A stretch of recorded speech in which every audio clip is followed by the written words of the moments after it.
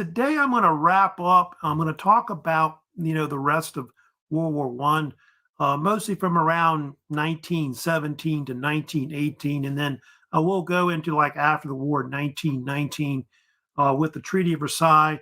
Of course, two of the big things I'll talk about today will be the Russian Revolution, which knocks the Russians out of the war. They kind of stopped fighting at the end of the war because of the Russian Revolution, the Russian Civil War that occurs in that country.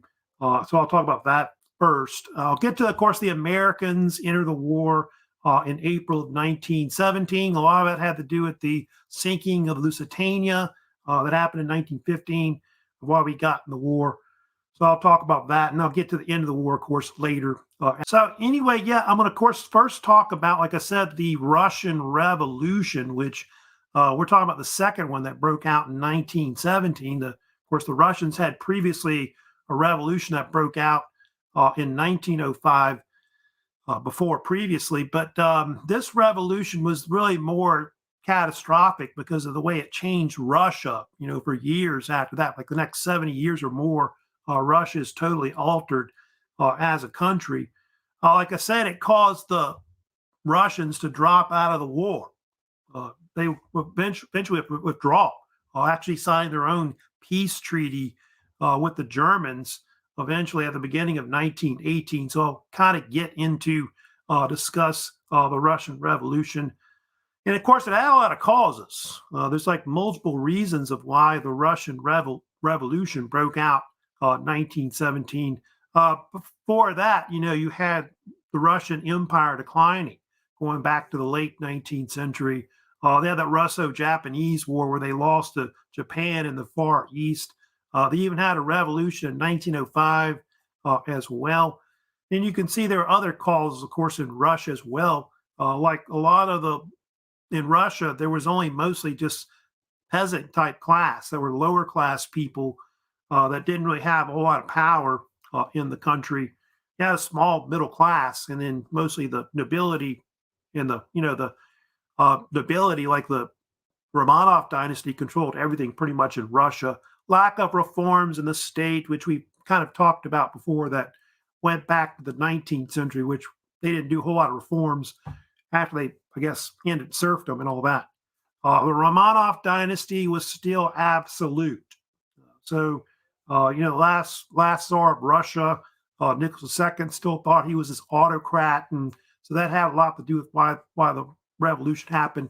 Rise of socialism was another cause, of course, where socialism became popular in Russia.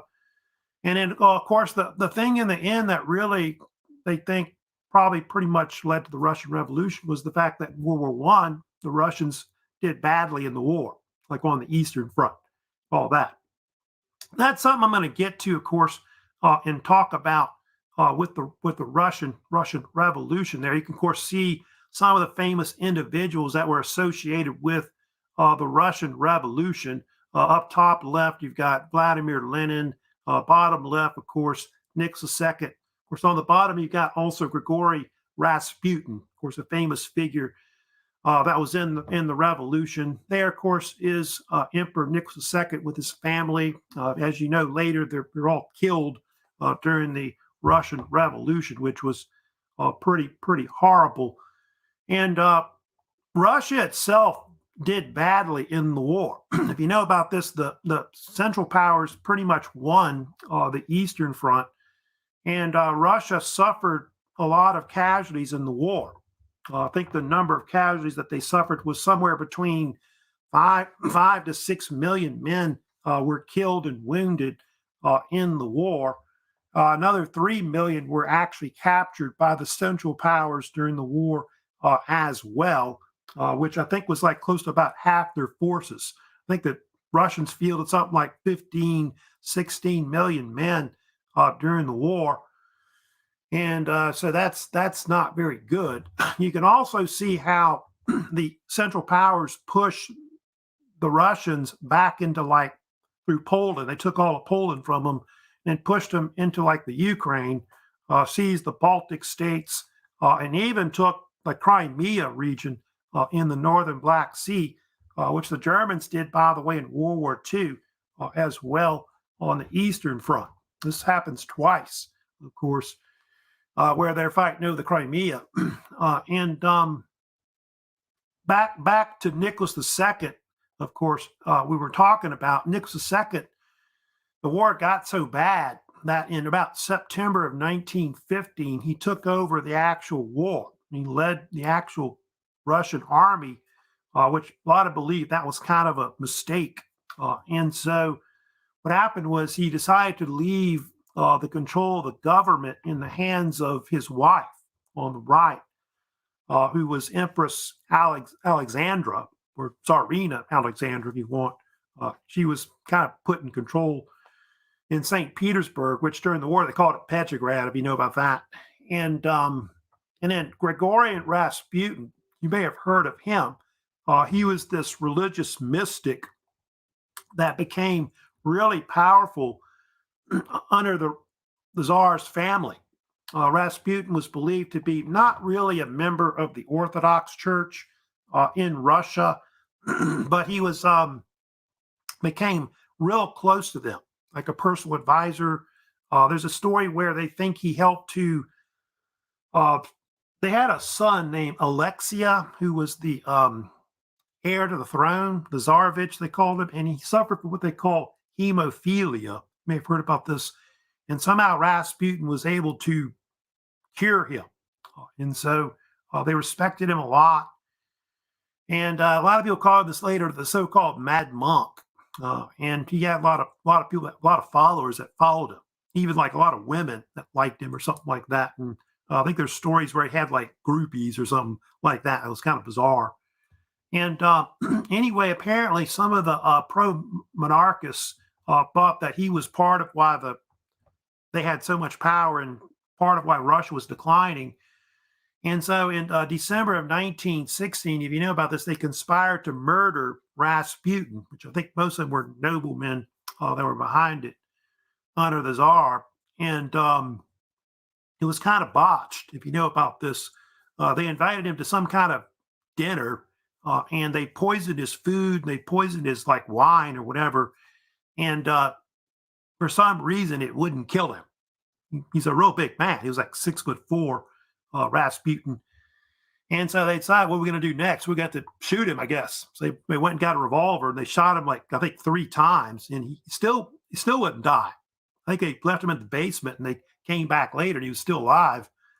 And so finally they decided to throw him in the Neva River, where they think he drowned, is what really happened to him. So Rasputin, I guess they sometimes talk about the death of Rasputin as being, one of the, I guess, the harbor, of the future end of the regime coming soon. What happens eventually, we'll get to Alexander Kerensky, but what occurs, they have the so-called, they're going to have, of course, what's going to happen is the Russian government is going to get overthrown. They're going to have this thing that breaks out that's called the Russian Revolution, which there's actually 2 of. There was the so-called February Revolution that started February of 1917, but it was actually in March because of the fact that the Russians were still using the old Julian calendar instead of the Gregorian calendar. So they sometimes call it the February Revolution or March Revolution, depending on which calendar you're using. And the revolution broke out because the Tsar was basically at the front lines. The Russian military revolted. And in St. Petersburg or Petrograd, basically his regime collapsed at that point. And so he was forced to abdicate the throne, is what occurred. And so from then on, what happened was the Russian government, they put in this provisional government. It was like a temporary government that ran the state from like March to about October of 1917. And it was run by the Russian State Duma, which the State Duma was like their main parliament that the Russians had that was founded in 1905, after the Russian Revolution of 1905. And one of the main heads of state eventually is Alexander Kerensky, who you see there, who was originally the Minister of Justice and also the Minister of War. But by the fall of 1917, he became like their prime minister. Well, I think the term they use is minister president, basically. And Kerensky was controversial because of the fact that he wanted to continue the actual war against the Germans, but most people did not. That's part of what helped to, I guess, fuel the continuation of the revolution, because the Russian Revolution was really a revolution within a revolution. It was like two of them, basically. And apparently, right before that, the Germans had allowed this man named Vladimir Lenin to return to Russia, who had been in exile for years. If you know about Lenin, Lenin was a Russian revolutionary who was a leader of what they call the Bolsheviks. The Bolsheviks were these far left Marxists that were in Russia, who were later nicknamed communists. They were actually called the Social Democratic Party of Russia, is what they were dubbed. His real name was actually not Lenin, which was an alias. His real name was Vladimir Ilyich Ulyanov. You heard that name before, but he went by the name Lenin instead, and so that's what he became, famous as being called. And so Lenin became real popular in the country. Talks about giving bread and land back to the people. That becomes like one of their mottos. And eventually, Lenin becomes the leader that will eventually overthrow Kerensky's government in what became known. Later they call it the so-called October Revolution, or I think they also call it the Red October, I think was another name that the Soviets called it for years, which in the old Russian calendar, it was in October of what happened. They think in the Gregorian calendar, it actually happened on November 7th, 1917. And the Bolsheviks and their supporters basically stormed what was the Winter Palace, which was the main palace of where Kerensky's government was in St. Petersburg today. And Kerensky fled the country, if you know about that. I think he later went to the United States later. And so after that, the Bolsheviks, start taking over the country at this point. And later, if you know about this, they end up, of course, with the Tsar and his family.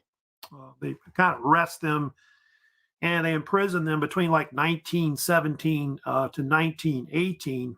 And they'll later have them murdered.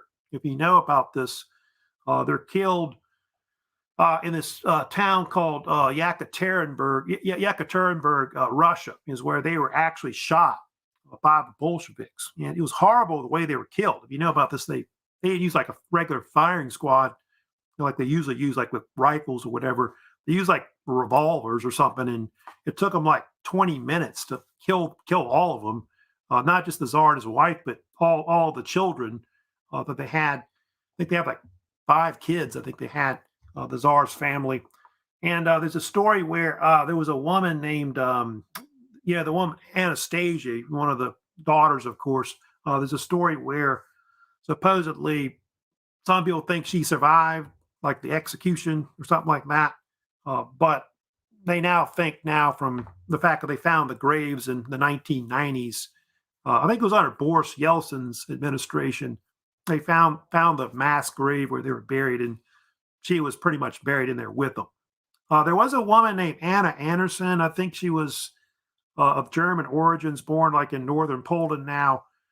She claimed to be Anastasia, like in Europe, but they later proved that, I think through DNA tests or whatever, that she wasn't related to the Tsar's family. Now, let me also talk about what happened. So there's kind of a timeline of the revolution. The revolution, starts in 1917, but it kind of keeps going. This revolution spirals, if you know about this, into like a civil war that occurs where from like about 1918 to 1921, you had a case where communists fought non-communists to control, the Russian state at that time period. Really, Bobby starts really at the end of 1917. And so you get these two sides that are pitted against each other. You have the Reds on one side versus the Whites on the other. The Reds were called like Red Russians, or part of the so-called Red Army, which later evolved into the Soviet Army that they have later. So they're the communist side that want a socialist state. And then on the other side, you got the so-called Whites or White Russians, which have the so-called White Army, they called it. And they're like non-communist. They're kind of pro-Romanov. They want to put the monarchists back in power, have capitalism, not a socialist state, that kind of thing. And they had different leaders like Leon Trotsky, if you know about that. He was under Lenin. He was one of the Bolsheviks that seized power in Russia. Trotsky was one of the men that helped to develop the Red Army, or became the Soviet Army later in the war. And then on the other side, you had this man named Admiral Alexander Kolchak. He was really one of the main leaders of the white Russian side that was there. He was mostly based in Siberia. And so those were the two sides that kind of fought in the war. A lot of the like communists or Bolsheviks thought that Kolchak was a Western puppet. He was later captured, by the way, in the Civil War and actually executed by Lenin. So he was killed later in the war. But you can see on the left in that map, all the areas that are that dark red were areas mostly that the Bolsheviks controlled. And then the areas that were outside of that were areas that were either under pretty much contested, to the right, to the eastern side. And then the western part was the areas where I think they were more successful, like around Ukraine, really. They often call that the white movement. Is also another term that they often use for that. And but one of the big things that comes out of the whole thing, the white armies are eventually defeated, and the Bolsheviks will form this socialist state afterwards, which is the Soviet Union, or also called the Union of Soviet Socialist Republics, which officially founded in 1922, called USSR for short, or they also call it in Russia CCCP, as you know. And you can see this was a vast state, in fact, one of the largest states in the world at one point, which included parts of Eastern Central Europe, Ukraine, Belarus was in it. You can see the Baltic states, the area where Georgia was, and Armenia was in it, Kazakhstan, Uzbekistan, Turkmenistan, and all the way pretty much to the east coast of Russia on the Pacific Ocean right there. So you can see all this vast area that they controlled at one point. And over time, the Soviet Union is going to be, of course, become a major power in the world. There'll be, of course, a big influence in World War II and also the Cold War as well. Of course, since the Soviet Union is, of course, broken up after the 1990s and all that. Russia, by the way, suffered a lot in the Russian Civil War. They think they maybe 1 to 2 million people maybe died in the war. You'll see later under the Stalinist regime and also under really World War II, they have even more deaths, of course, that also occur.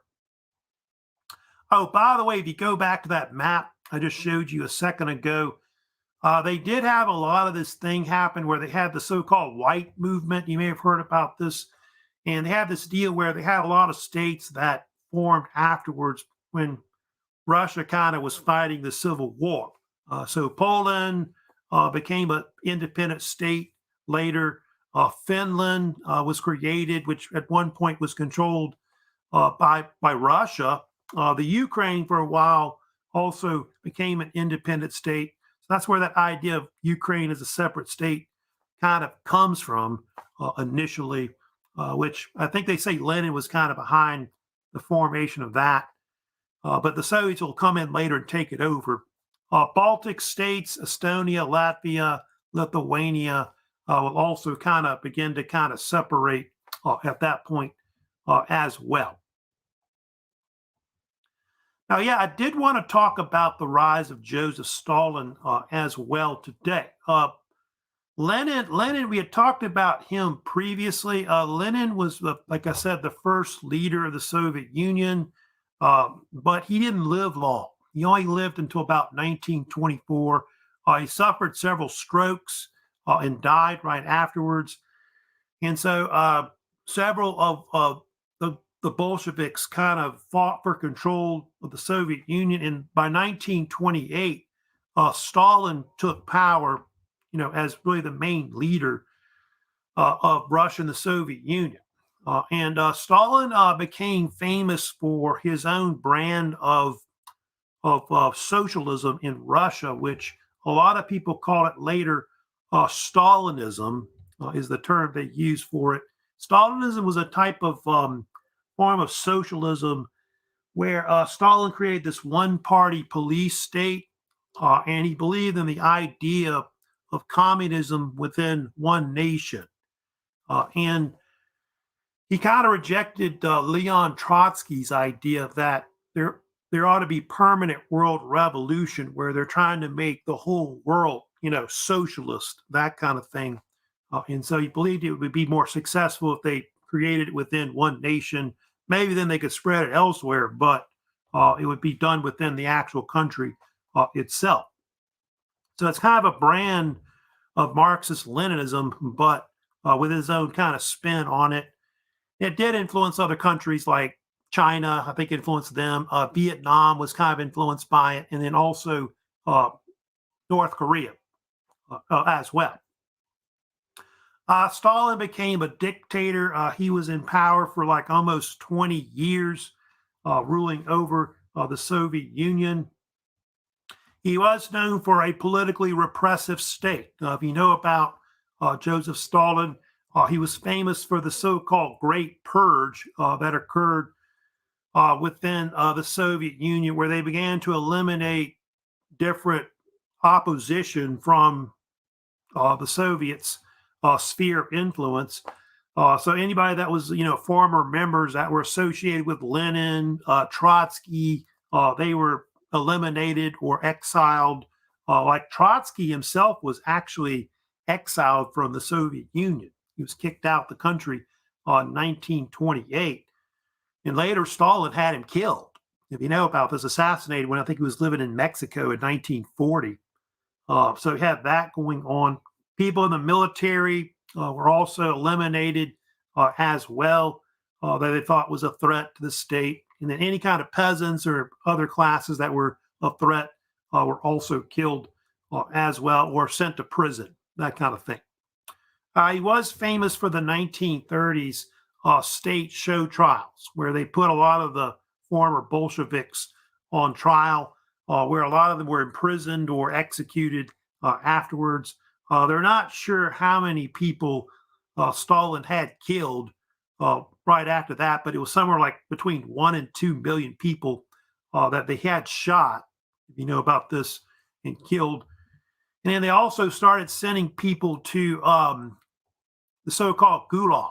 The Gulag was this network of imprisonment slave labor camps that were all over the Soviet Union that they had. They're like in the western part, and a lot of them were also in Siberia as well. Here's kind of a map showing of the Gulag and the infrastructure of it that was with it. And the Soviets used a lot of forced labor to run a lot of their economy, build roads, canals, bridges, factories, and things like that, railways. And the actual Gulag system was actually started under Lenin. He created it first, and then Stalin used it the most, they think. And then it was around up to they think the time of Nikita Khrushchev. But after Khrushchev started, the so-called the so-called thaw, I guess they called it, or the denunciation of Stalin with the Stalinization, they eventually opened up, the gulags and let people out. But they're not sure how many people went through the gulags. So seeing different numbers. I think on the bottom on that map there, it says 18 million may have actually passed through the Gulag system at one point. And they're not sure how many people died. I think the numbers are maybe 1 to 2 million, may have been the amount of people that actually died in the actual Gulag system. They think that one of the worst Gulag camps really in the whole system was the one called Kolyma that was located up in the northeastern part of Siberia, where they mostly mined for minerals like gold. They're not sure how many people perished there. I think the estimated number is somewhere between 250,000 to maybe even up to like 1 million may have died. A lot of it was because of not just because of the the conditions that they lived in these camps, but also the cold temperatures. Like in the winter, the average temperature could get down to like minus 20 Fahrenheit, or if you want Celsius, minus 40 something degrees Celsius. So really, really cold temperatures. So that's one thing. And they're not even sure how many people died under Stalin. I think there's an estimate that under Stalin that 20 to 30 million people may have perished because of his policies, not because he killed people directly like maybe Hitler did, but it was more for his policies more than anything. Another thing that's famous about him, I guess I want to talk about, you may have heard about, Stalin was known for his so-called industrialization, where he began to mass industrialization of the country, which he started around 1928. And they had these things called the so-called 5-year plan, where they would try to speed up industrialization and output of the country. I think China and other countries that were kind of communist kind of copied that as well. And so that was something they did. And one of the things they did to do that, if you know, was they decided to collectivize all the farming, like agriculture, which they started in 1928. And a lot of the peasants didn't want to do it because what that meant was that they would have to work for the regime, like almost like wage earners or whatever, and they would come and seize all their food, their crops, their cattle, or whatever. So I think Stalin thought that they would need all this food to feed all the workers that were helping to industrialize, the Soviet Union. And they think it led to like famines throughout not Russia, but also especially in the Ukraine. If you know about that, Ukraine, they had what they call the Holodomor, where millions died of like what was like a man-made famine, is what it was, where there just wasn't any food to eat because the Soviets came and took it all. And so all these people died. And so that's part of why the Ukrainians don't like the Russians. It kind of goes back to that period, all that, going back to the Stalinist regime, et cetera. And so they want to be independent, from Russia. Stalin also went after these peasants that were called kulaks, who owned maybe 8 to 10 acres, I think, in size. They were kind of like almost like these wealthy peasants that were in Russia. And a lot of them lived in the Ukraine that were there. And a lot of them were rounded up, like millions were actually sent to like Siberia, like in gulags or whatever in the east. They were relocated, and many of them were killed also as well. So he wanted to eliminate any kind of middle class people he thought that were what they call bourgeoisie, that kind of thing. And so a lot of this political repression went on from like the 1920s up to the 1930s, but a lot of it ended because of World War II that broke out later. And Stalin had to, tone that down, I guess, because, he went to war with Hitler, and Hitler was kind of seen as this worst guy that he was. And so Hitler was Stalin was later kind of rehabilitated, I guess you could say, in the West. They called him Papa Stalin and all kinds of other names, Uncle Stalin, Uncle Joe, to kind of rehabilitate him. But he killed a lot of people, Stalin, in his regime. Now I'm going to move on today. Here's some other images too of some of their gulag systems. Like this is a famous prison under the gulag system, which was Perm 36. You may have heard of that, which I think was still used as a prison later, even after they closed the Gulag system afterwards.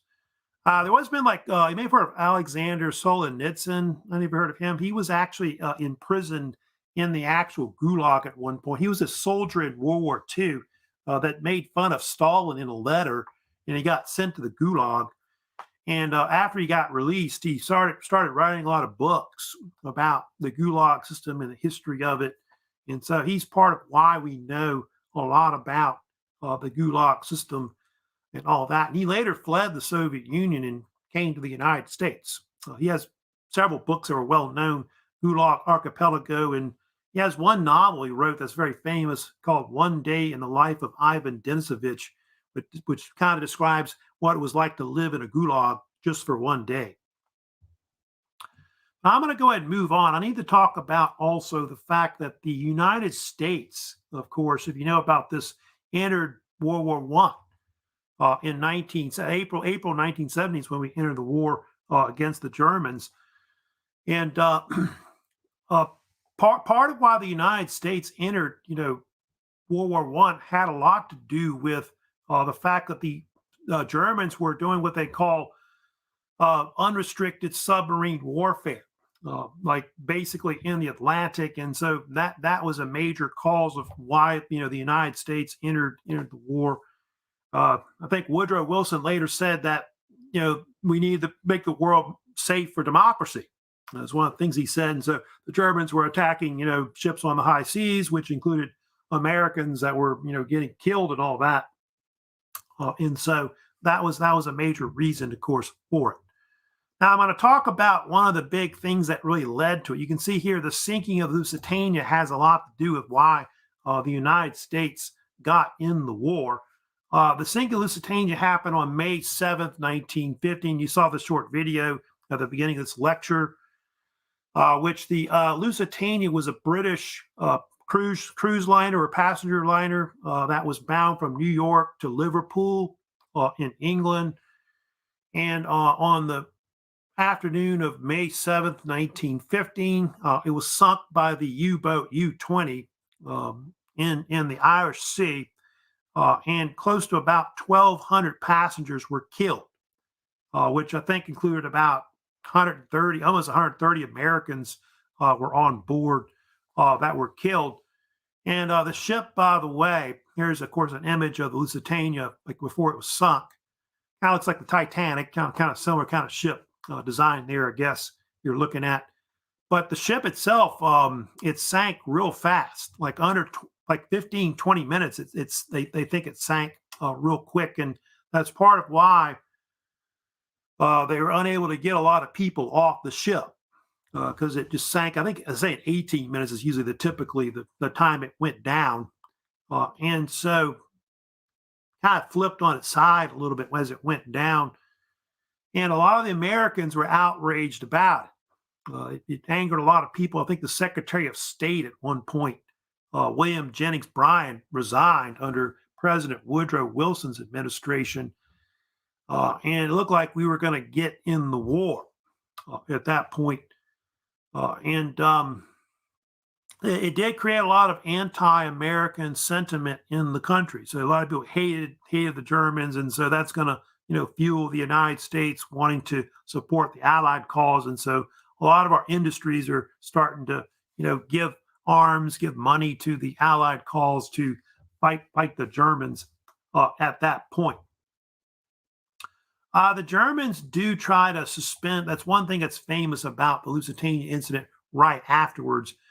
In 1915, they actually suspended the unrestricted submarine warfare thing. They stopped doing it because they were kind of so concerned about the United States entering the war. And so between like 1915 to 1916, the Germans had this thing they call the Sussex Pledge, or they also call it the Sussex Agreement as well, where they agreed to warn non-combatant ships before sinking them. So it's a cruise ship or some kind of ship that's not considered like in the war or whatever. They would warn the ship, tell them to get off, and then they would sink it, basically, which sounds ridiculous, but that's something they tried to do in the war. However, it didn't stop, eventually the United States from getting in the war. There was another cause of why, the United States got in the war. That was, of course, the so-called Zimmerman telegram, sometimes referred to as being called the Zimmerman Note as well. And this was where the German government sent a telegram or tried to send a telegram to Mexico. And they were trying to contact the German ambassadors to Mexico to see if they could get them to join the Central Powers against the Allies. Mexico wanted to get I think they sent this man named von Eckhart, who was the main ambassador to Mexico. And so this angered the United States because we already had problems with Mexico at this point. The Mexicans had the so-called Mexican Revolution that had broke out back in 1910, and there was a case where some of the Mexicans had attacked the United States, like Pancho Villa, if you know about this, who was this Mexican bandit, and we sent forces into Mexico, try to deal with Pancho Villa, who we never caught him. So we were already having problems with Mexico, and so they step into there and try to support that side in the war. There's Arthur Zimmerman right there, the man that actually sent the telegram, and supposedly it was intercepted by the British, later published in newspapers by February of 1917. And the Germans talked about giving military aid to Mexico and trying to get back territory that the United States had taken from Mexico years ago, back in the 19th century. The so-called Mexican-American War. They were promising to help Mexico get back Texas, New Mexico, Arizona. I think there was even a case they were going to try to get the Japanese, court them to join the Central Powers instead of the Allied powers. And so the United States at that point had decided that was it. And so the United States, like I said, eventually declared war, of course, because of the so-called Zimmerman telegram. And so April 6th, of course, we decided to declare war on Germany.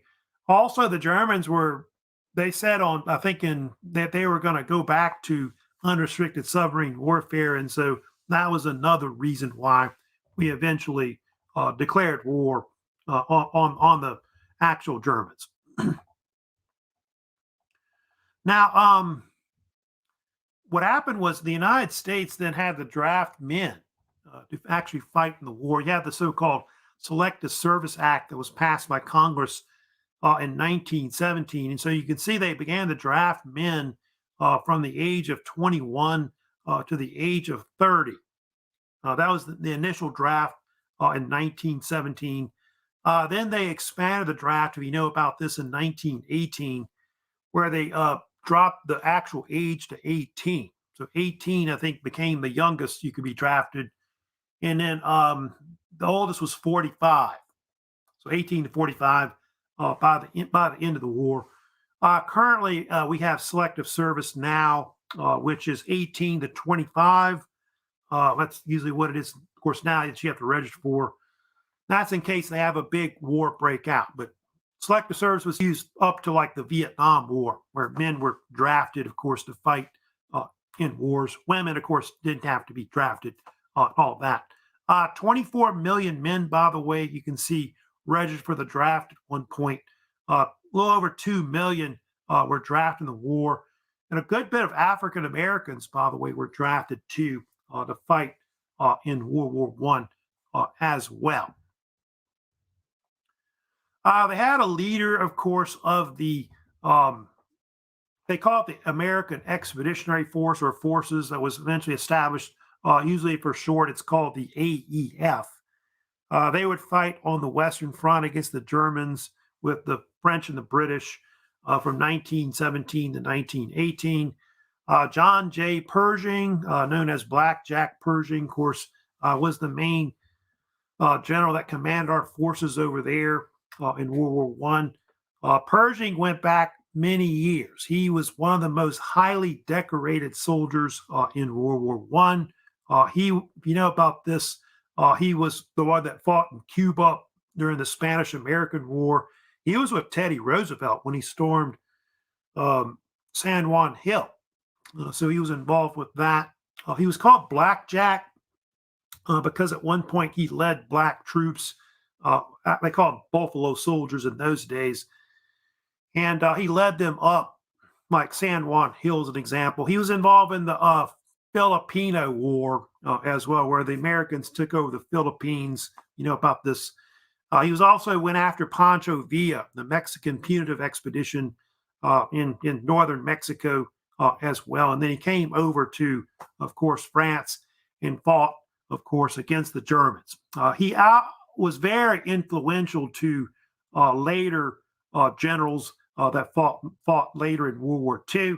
Eisenhower, Patton and others that fought in this war. MacArthur, he was a big influence on them, of course, later. They also had this other unit that went over there that was called the Rainbow Division. You may have heard of it. It was founded by this man named Douglas MacArthur, and it was actually a group of National Guardsmen that first went over there because the Americans decided to mobilize forces that were already, had military experience, and so they eventually were the first to actually reach France and fight with the French and the British. They were known as the 42nd Division, but they were called the Rainbow Division because they had that rainbow patch that they had on their shoulder. That's well known. MacArthur got a lot of military experience from World War One, which he later used, in World War II. MacArthur was sometimes called Dugout Doug, but he was only a colonel, by the way, in the war. But a lot of our forces are going to have to train first and then get shipped over there. And so most Americans really don't fight much in the war until 1918. The other thing that happened, too, at the beginning of the war was that Wilson issued what they call the 14 Points, which was issued on January 8th, 1918, in front of Congress in a speech that President Wilson gave. And what the 14 Points did, it was a speech and statement that basically outlined a bunch of principles that they thought would help to end the war in Europe. Also, I think he thought these were idealistic, principles that could help to solve all the political differences that were in Europe that were going on between the Central Powers and the Allies. It's called 14 Points because he had these 14 ideas that were part of it. I'll kind of go through them real quick, but the first one, he wanted open diplomacy between different countries. That's going to later lead to the so-called League of Nations being formed later, which the League of Nations was the most famous point of it, which was the so-called 14 Point, which was eventually founded later in 1920. The League of Nations was like the predecessor to the United Nations that would come later, like a peace governmental organization. He got the Nobel Peace Prize for it later in 1919 after the war. Point two, he wanted freedom of the seas, which was kind of a problem here, obviously, with sinking ships all that time, like Lusitania and all that. Three, freedom of trade was another one. Four, arms reductions as well between countries. Some of that didn't work out, of course, later, as you know, because of World War II. Five, colonial self-determination. That's something he wanted. He wanted these countries like in Africa and others to be able to become independent. Some of that was kind of pushed aside until after World War II, if you know about it. 6, 7, and 8 were about German evacuation from Russia, Belgium, France, included Franco-Prussian war losses, where they had to give back territory to France and things like that. 9 had to do with Italian national unification, which I think that had to do with some territory that Italy wanted from Austria-Hungary, etc. 10, Austria-Hungary was broken up. They later break it up. You know about that. It becomes like different countries afterwards. 11 had to do with Yugoslavia, Balkans area realignment, which will happen. 12, the division or breakup of the Ottoman Empire will be another thing that he talks about as well, which will happen.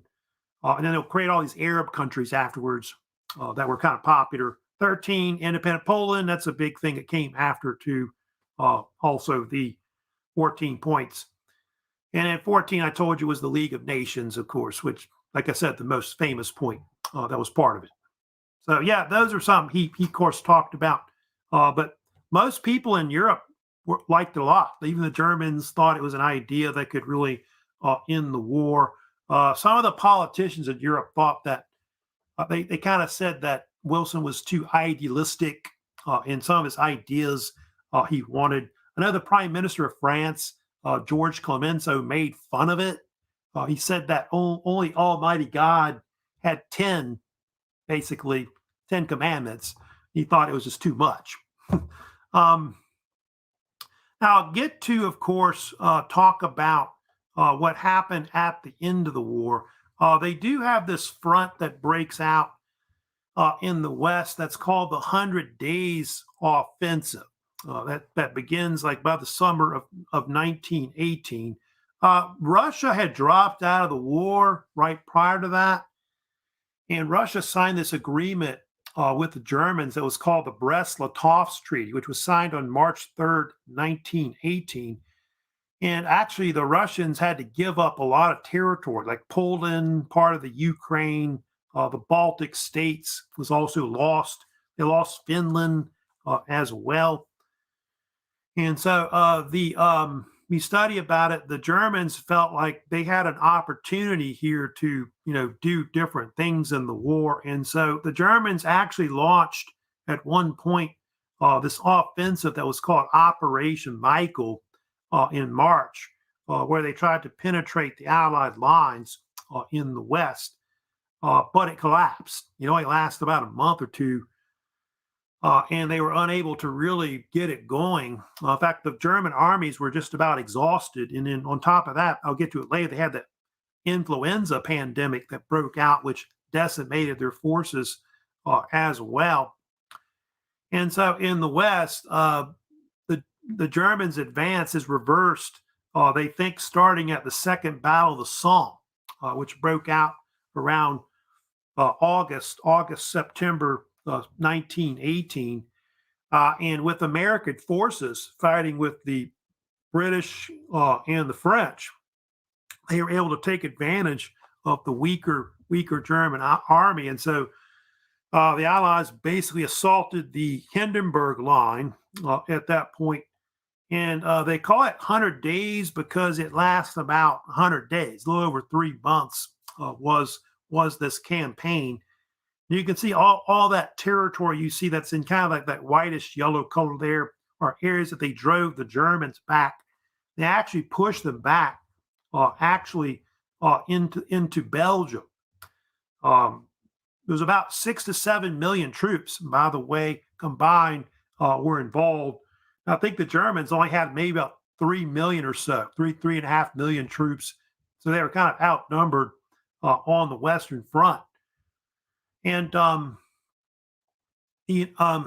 get to, I didn't really get to talking about the air war as well.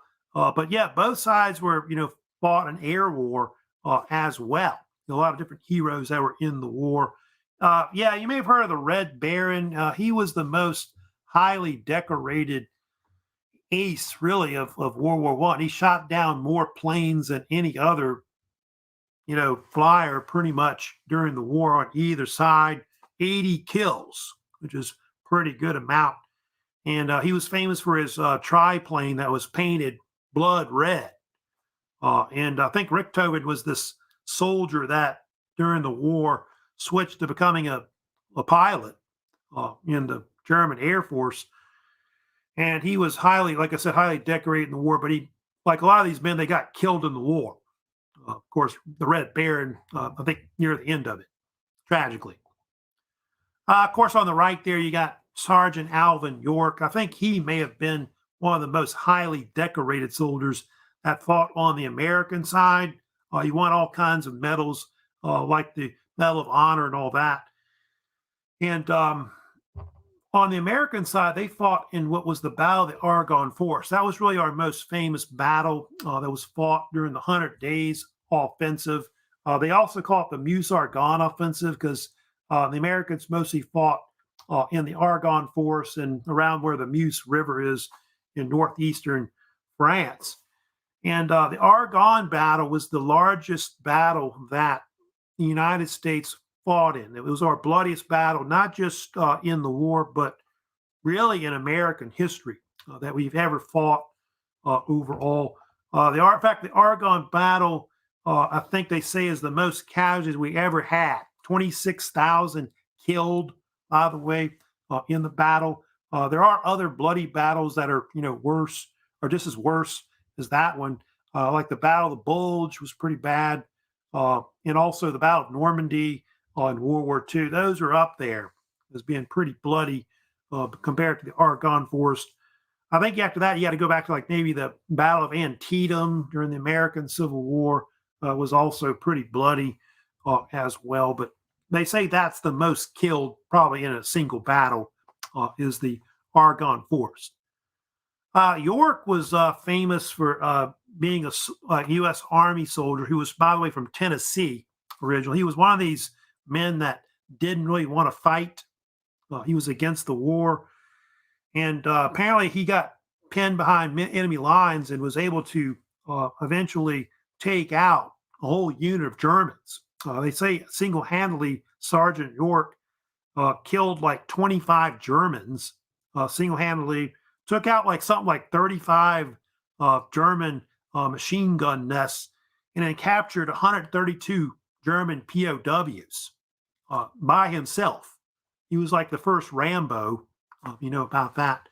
That's where probably Rambo kind of comes from, is Sergeant York. They made movies. I think Gary Cooper had a movie, of course, called Sergeant York that was well known.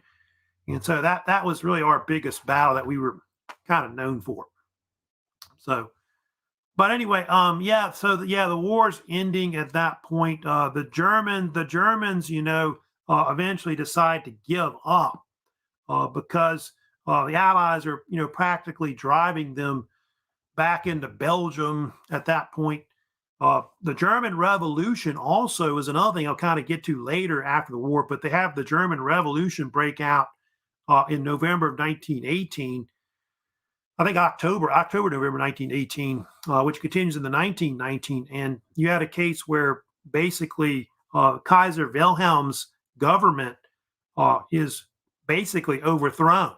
He's forced to go into exile. He abdicates and flees to Holland afterwards. And the Germans are going to then replace the monarchy with a republican government. I'll get to that later, but you'll have the so-called Weimar Republic that's founded in 1919 afterwards. And so the Germans at that point decide to surrender to the Allies. They decide to meet the Allies in northern Germany at a place called the Forest of Compiègne, it's called. And so they agreed to end the war on the date of November 11th, 1918. I think they met that early morning and decided that the ceasefire would take place at 11 a.m. And so the old saying about World War I was that the war ended on the 11th day of the 11th month of the 11th hour. So that's why they sometimes talk about it being the war to end all wars because of that. That was the actual rail car that they signed the agreement, of course, to end the actual war itself. Ferdinand Foch, who was, by the way, the main commander of the French forces, he was there and convened the whole armistice at that point. This later angered Adolf Hitler, about this. He felt like those Germans that surrendered with the French, British, whatever, were basically cowards that stabbed Germany in the back and all that. And so they think that's later going to cause Hitler to want to get revenge later. That leads to, of course, World War II. Later, as you know, like in Europe and the United States, November 11th becomes an important date. They call it Armistice Day, of course, in Europe.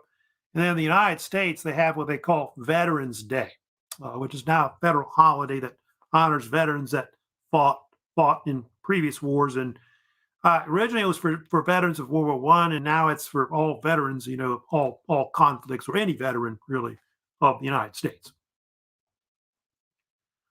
Now, of course, what happened next, if you know about this, in a sense, the war wasn't officially over.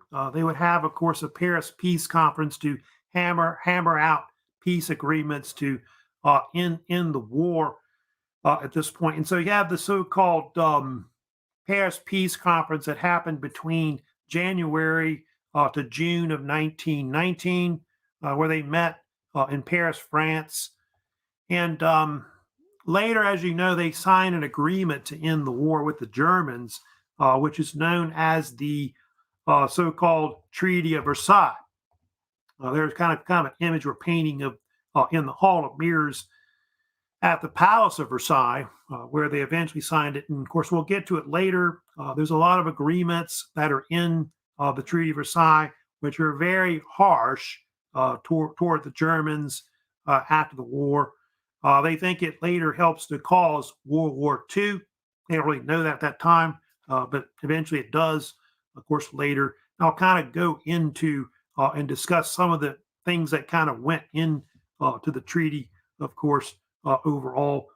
Of course, if you study about it, they had different men that were associated with it that were there. Here's a better picture showing the so-called Big Four that were there. The Big Four were these leaders of the Allies that won the war, that kind of controlled the diplomatic proceedings that were there with the Paris Peace Conference in 1919. I'll kind of put them on the screen here, but these are the four men that were the leaders of these countries in the West. You had Great Britain, or the United Kingdom, had the Prime Minister, which was David Lloyd George. He's the one on the far left. The one that's pointing his finger at David Lloyd George, that is the Italian Prime Minister, Vittorio Orlando. He was there. He was there mostly to try to get territory from Austria-Hungary in the north, and territory on the Adriatic Sea. He wasn't really a big influence at the conference as much. The man with the walrus mustache, you see that on the right, that was the Prime Minister of France, which is George Clemenceau. They called him the Tiger, believe it or not. Should be the walrus. So looks like a walrus with his mustache. But then on the far right, you've got President Woodrow Wilson of the United States. He was also there as well. Really, France, Britain, and the United States had the most influence pretty much at the conference overall. And a lot of those countries wanted to really, keep, the Germans a weak power, of course, after the war. Let's talk about what were some examples of things that were in, of course, the Treaty of Versailles. I kind of got a list of them. I'll kind of go through. There's kind of examples of them you can see in that list. So demilitarized zone in the Rhineland. So they took that area between France and Germany. It was kept as a demilitarized zone between the country. Saar Basin, they also took a lot of coal from the Germans, which I think was a 15-year period that had happened. They had to pay heavy war reparations to the Allies, which numbered like 32 or 33 billion was about the amount they had to pay, which, by the way, the Germans eventually did pay it back in 2010. They did. Took them a long time to do it, almost 100 years, but they did eventually. They lost a lot of their territory. So Germany lost a lot of its territories around Germany. Any colonies they had abroad, they lost that as well, like in Africa, Pacific, which went to other powers. They had to reduce their military. They could only have a defensive amount, a force of about 100,000 men. That was it. They could have 6 battleships. They couldn't have submarines. They had to sink them all, basically. They couldn't have an air force either. So that was gone as well. So demilitarized Western Germany. And then there was one thing that was real famous you may have heard about that was well known. They put in the actual Treaty of Versailles, the so-called War Guilt Clause, which was also called Article 231. And it was basically this clause saying that they were the blame for World War One, which they didn't really cause it. It was really caused by the assassination of the Archduke Franz Ferdinand in Austria-Hungary and all that. But they were kind of seen as the power that really were the aggressors that helped to blow the war up and expand it, and of course caused all the most damage in the war. So they got blamed for it in the end. So that's why kind of like Hitler thinks that they're kind of being stabbed in the back and all that. League of Nations, of course, that was the other thing. Of course, I talked about. The League of Nations was also formed as well, but that's not until after the war that happened as well. You can see here also that one thing that the Treaty of Versailles did was it created a lot of new countries, especially in Central Eastern Europe, that came after the war as well. I've got a list of them, but Czechoslovakia became a new state. Poland, Yugoslavia, Finland, Austria, and Hungary, those two countries separated. So they weren't going to be together anymore, not still today either. Baltic states were recognized. Estonia, Latvia, Lithuania, all these were states that were formed after the war. And the only thing about these states was that it created a lot of weak states in Europe afterwards. And so that's going to allow Hitler to take them all later, the Nazi Germany, and then later the Soviet Union is going to take over Eastern and Central Europe as well because of all these weak states that were created after the Treaty of Versailles. Oh, another thing too, they had this thing called the League of Nations mandates. The Ottoman Empire broke up after the war. And so all the regions of where outside of Turkey became the Republic of Turkey by 1923. But Lebanon, Syria, Israel, Jordan, Iraq, all those areas were kind of created into these mandates. Like France controlled Lebanon and Syria, and then the British came in and controlled Israel, Jordan, Iraq. And they did this to kind of decide like what they were going to do with these states. Because I think the idea was to create Arab states later, but that doesn't really take off until after World War II, when that will occur. So that's kind of one of the things that happened, kind of the map of Europe post-World War I map. And it'll later change more, when we have World War II that breaks out, of course, later. There was a lot of course, people that died in World War I, combination of soldiers and, of course, civilians. You can see here the amount of deaths that were in the war.